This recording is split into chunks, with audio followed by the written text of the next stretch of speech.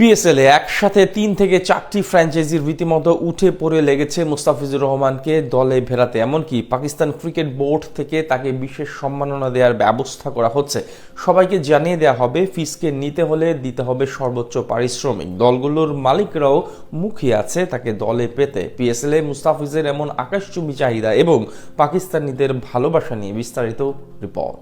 ভারতীয়রা যখন মুস্তাফিজুর রহমানকে বাদ দিয়ে দিয়েছে আইপিএল থেকে, তখন পাকিস্তান ক্রিকেট বোর্ড টাইগার পেসারের জন্য ব্যবস্থা করছে বিশেষ সম্মানের। বিসিসিআই নয়, বাংলাদেশের আসল বন্ধু যেন পাকিস্তান ক্রিকেট বোর্ড, যার উদাহরণ হতে পারে আসন্ন পিএসএল এ মুস্তাফিজের আকাশচুম্বী চাহিদার বিষয়টি। কথায় আছে কারো পৌষ মাস মানে কারো সর্বনাশ, ঠিক সেটাই ঘটছে কেকেআর এবং পাকিস্তান সুপার লিগের ফ্র্যাঞ্চাইজিগুলোর মাঝে। দেশের বোর্ডের কথা শুনে 9 কোটি 20 লাখ রুপির মুস্তাফিজুর রহমানকে বাদ দিয়ে এক প্রকার বড় সমস্যার মাঝে পড়েছে কলকাতা নাইট রাইডার্স। নিজেদের টিম কম্বিনেশন এবং বিশাল সমর্থক গোষ্ঠী হারিয়ে এক প্রকার কোণঠাসা অবস্থা তাদের। অন্যদিকে ফিসকে দলে নিতে চাচ্ছে পিএসএল এর একসাথে 3 থেকে 4টি ফ্র্যাঞ্চাইজি। 2025 সাল থেকে আইপিএল এবং পিএসএল প্রায় একই সময় মাঠে গড়ায়। এবারও যার ব্যতিক্রম ঘটবে না। শোনা যাচ্ছে একই দিন অনুষ্ঠিত হবে ক্রিকেট বিশ্বের 2 শীর্ষ ফ্র্যাঞ্চাইজি টুর্নামেন্ট। আর যেহেতু ফিসকে কলকাতা ছেড়ে দিয়েছে, তাই এখন তাকে দেখা যেতে পারে পাকিস্তান সুপার লিগে। বর্তমান সময় টি20 ফরম্যাটে দুনিয়ার অন্যতম সেরা পেসার তিনি। বল হাতে গেল 2 বছর, আবারও ফিরে এসেছেন নিজের চেনা ছন্দে। সবশেষ আইএল টি20 লিগে দুবাই ক্যাপিটালসের জার্সি গায়ে মাত্র 8 ম্যাচে শিকার করেছেন 15 উইকেট। তাছাড়া রান খরচের দিক থেকেও দিয়েছেন যথেষ্ট কিপটেমির পরিচয়। এসবের পাশাপাশি চলতি বিপিএল এ আছেন সেরা উইকেট সংগ্রাহক তালিকার 3 নম্বরে। গত বছর জাতীয় দলের হয়ে ওভার প্রতি রান খরচ করেছেন কেবল 6।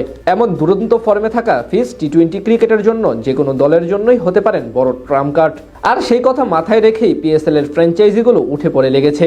জানা গেছে এরই মাঝে টুর্নামেন্টের শীর্ষ কয়েকটি দল তার সঙ্গে যোগাযোগ করছে, যেখানে আছে নতুন 2টি ফ্র্যাঞ্চাইজির সম্ভাব্য মালিকরাও। প্রয়োজনে বিপুল অর্থ দিয়ে হলেও ফিসকে পেতে চায় তারা। সেক্ষেত্রে পিসিবি থেকেও জানিয়ে দেওয়া হয়েছে কাটার মাস্টারকে কেউ নিতে চাইলে এর জন্য সর্বোচ্চ ক্যাটাগরি মার্কি সাইনিং হিসেবে নিতে হবে।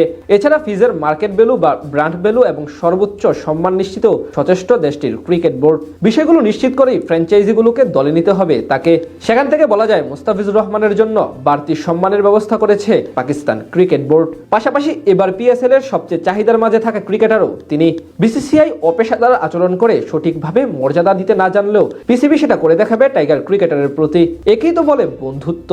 ক্রিকেট ভদ্রলোকের খেলা, সেখানে এমন দৃশ্য দেখা যাবে এটাই তো স্বাভাবিক। কিন্তু বিসিসিআই দিন দিন নিজেদের ছোট মনের পরিচয় দিয়ে বিষয়টি বিতর্কিত করে যাচ্ছে।